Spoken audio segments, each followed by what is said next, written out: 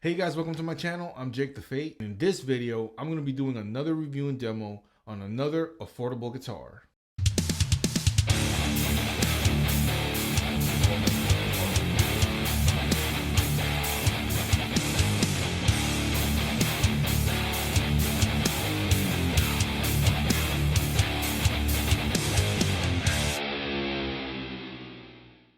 Alright, so here I have this Jackson JS22-7. 7 standing for a 7-string guitar. So with that being said, I'm just going to take this guitar to the workbench, show you guys spec by spec what this guitar brings, give you guys a quick little demo of how this guitar sounds, and then give you guys my final thoughts on this guitar. So the body on this guitar, it's kind of like a standard Jackson JS22 or 32 type of material type of stuff going on here. It's a poplar body with a maple neck with an amaranthian fretboard. Jackson does this on all of their like affordable guitars, like their JS32s, JS22s. And there's nothing wrong with these fretboards, like these amaranthian fretboards. They're a hard wood, usually found in like Central and South America. It's also called Purple Heart. I would have rather called it Purple Heart than Amaranthian, but it's a really good wood. It's, it's hard, it's sturdy. It doesn't get dried too fast. It does get dried, but it doesn't crack or anything, so it's a really good hard wood. And the color on this guitar is a satin black.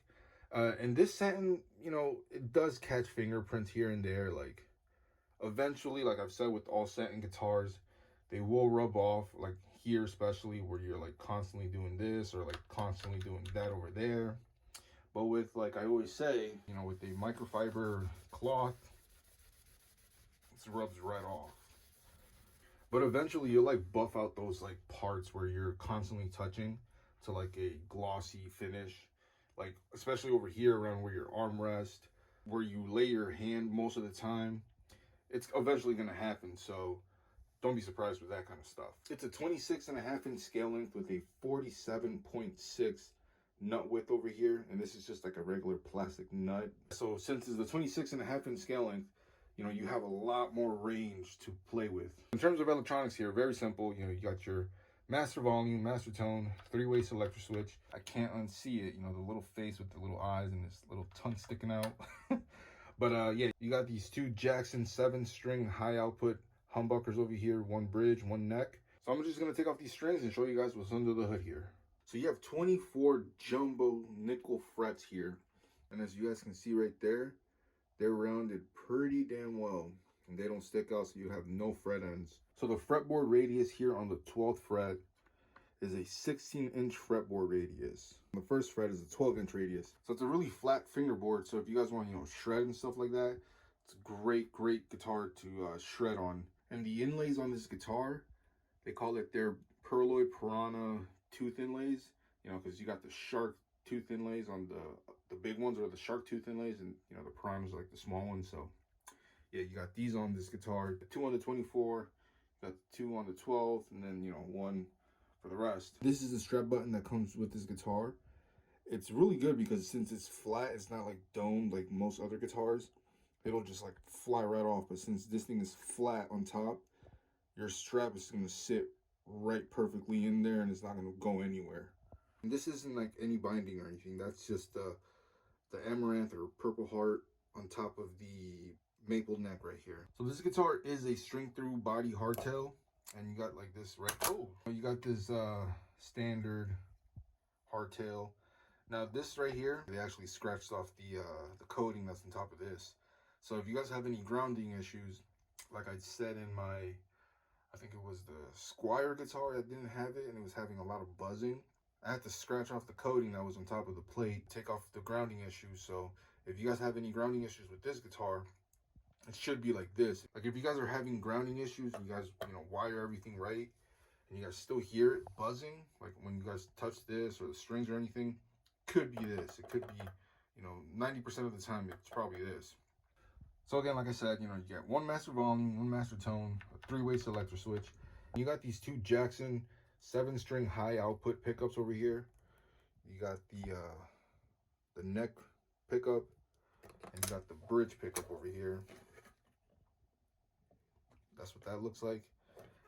The inside of this, not such a good job. They didn't paint the whole entire inside cavity of the... But you know what? For the price range of this guitar, you can't be really complaining for little things like that. You can easily just either paint that yourself or put some shielding tape in there and shield it all off. So now let's just get a quick reading of these pickups and see what they read. All right, so on the bridge pickup, you have a whopping 15.82 k ohms, 83, whoa. So that's a really hot pickup right there, extremely hot. On the neck pickup, you have 9.13 for 12. So it's a little less hotter than this one. If it was me, I would have preferred, if this one's gonna be around 16 k ohms, I'd want this one around 10, 11.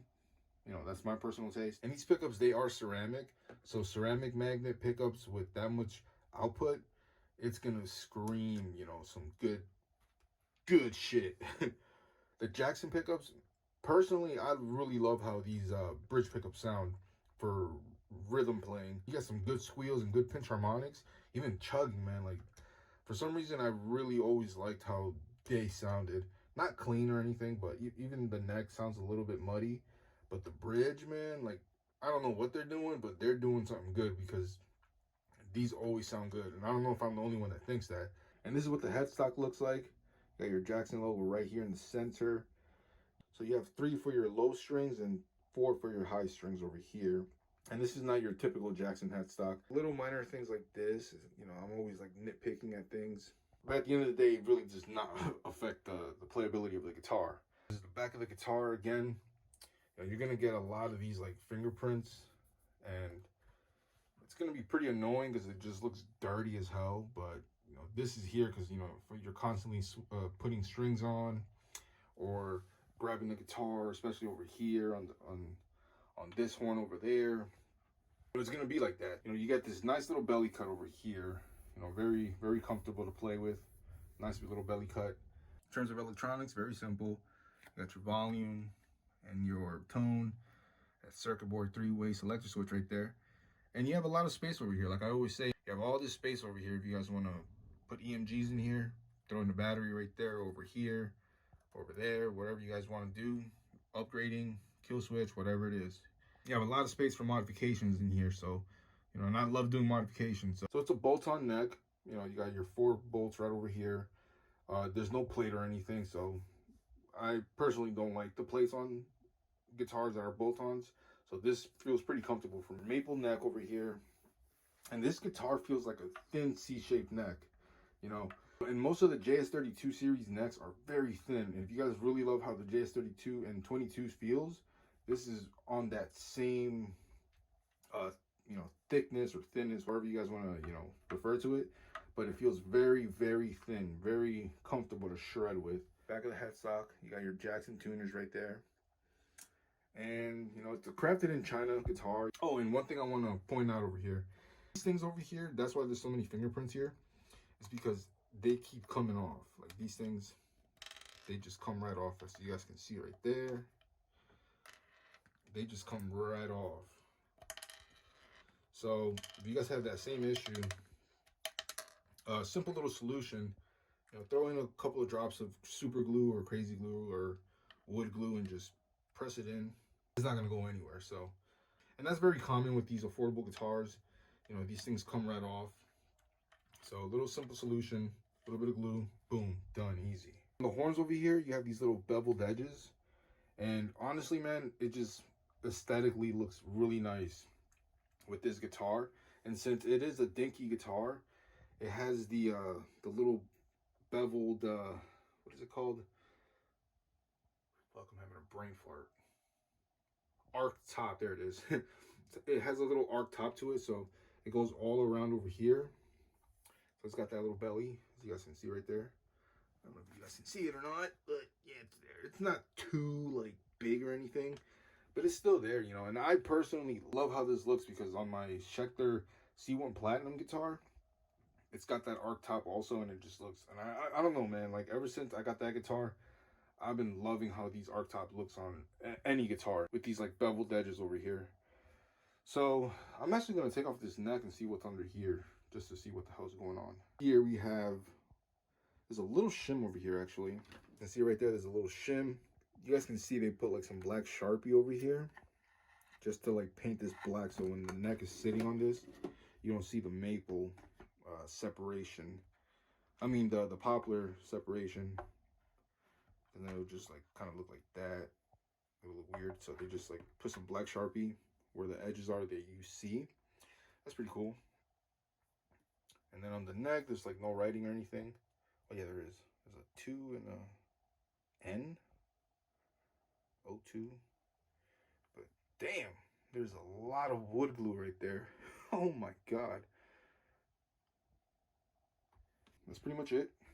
So all I'm going to do now is put this all back together and put some strings on and give you guys a quick little demo of how this thing sounds.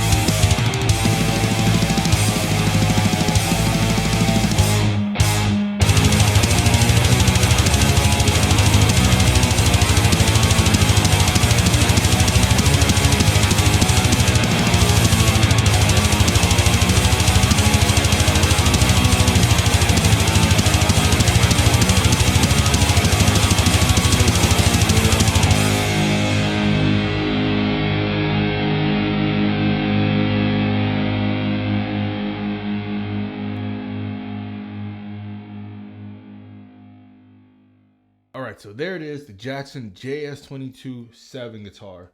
Now, these guitars for an entry-level guitar is an amazing guitar for anybody to have, and I mean anybody. Let's say you've been an experienced guitar player for years and years and years. Something like this is completely different. It's a whole different beast, going from a 6-string to a 7-string. And what I mean by that is, like, obviously the neck is a lot, bigger, but not just that, but you have more range to do different things. So like in the demo that I did, for example, the low E sounded like a D string when I was playing it. I was like, it sounded a little bit higher pitched because of this low B string. But the thing is, you have a lot more range to play. So like, for example, let's say on a regular guitar, your lowest note would be, if you're in standard, E, or if you're in drop D, it'd be D, open. But on a 7th string, you have an extra 7 notes, no pun intended, but if that would be a D sharp. I have this guitar tuned to drop G sharp, but let's say E,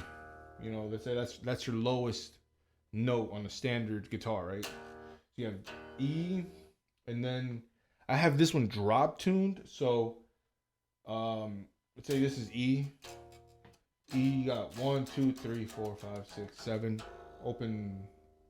It's confusing for me to try to explain this in a weird in a way because I have it tuned differently, and I'm trying to like think of standard, but not, you know, I have it tuned to drop G sharp. But what I'm trying to get to is that you have all these extra low notes that you can, you know, riff around with. And that's the thing with this guitar, man. Like, I didn't want to do any solos because, you know, when you have a guitar like this, you kind of just want to riff because you have that extra low string. So you kind of just want to chug or, you know, do some genty stuff. At the end of the day, I just threw something in there. Probably sounded a little bit off because I know it threw me off when I was trying to do that whole thing. So now these pickups, they did sound good. And I actually really like these like stock pickups that Jackson puts in their guitars. Like on the JS22s, the JS32s, you know, those stock pickups, they sound really good, especially for like rhythm playing. I don't know about the neck position, but on the bridge position for riffing and doing like pinch harmonics and squeals, these pickups are really good for that stuff because they're very high output and they're ceramic magnet. So you're gonna get that kind of like, you know, thickness. But when it comes to lead parts, the sustain's not that good when it comes to these pickups. You know, they do sound a little bit mediocre for me personally. I'm just saying, like when I did the unison bend, it just didn't sustain that long as I would want it to, and it had just like that weird. I want to say, in my head, I call it artificial, but it's very like, you know, not too pleasing for me, for my ear. These pickups sound, you know, leading, you know, doing like solos and stuff.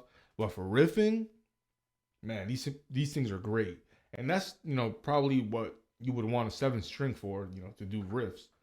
But yeah, man, you know, highly recommend you guys getting this guitar. You know, like I said, if you're an experienced guitar player and you want to go from a 6-string to a 7-string, for example, you guys go out to whatever guitar store you guys like to go to, and you guys get yourself a 7-string Jackson or 7-string PRS, or, you know, anything that's like, you know, Schechter or something. You guys spend $700 to $1,000 on that guitar, and you guys come home and then, you know, you guys don't like how it feels. It's too thick. It's like, oh man, like I'm used to the 6-string guitar necks and everything. Something like this, man, like for $200, you can't go wrong because one, you didn't spend that much money on it, and two, you'll have it and you'll be like, okay, you know what? Let me actually practice. You obviously have, if you guys collect guitars, you know, you'll have your main guitars. Having something like this is great to start off if you guys want to, you know, obviously advance to a better quality guitar. You practice on this thing and you guys get good at it, and then you guys go out and get yourself a better quality guitar. And that's the main reason why I got this guitar, because I didn't want to spend so much on a guitar that's like too expensive, and I'm like, oh man, I really don't like it because blah blah blah, whatever, right? So I hope you guys found this video useful and helpful in any way, shape, or form. And that's why I love doing these videos, you know, getting affordable guitars or even expensive guitars that aren't really reviewed that much, and, you know, really get into it and show you guys what the guitar brings when you guys go out and get one, and you guys are like, well, you know, I was not expecting this because that's not what I saw on a website or something. So hopefully, you know, you guys can see what's inside here, what these pickups sound like and what they read, because there's really not that much information on their website or any other website, you know, of how much, you know, each pickup reads or anything. Hopefully that helps and you guys actually enjoyed it. So with that, don't forget to like, comment, and subscribe, and I'll catch you guys on the next one.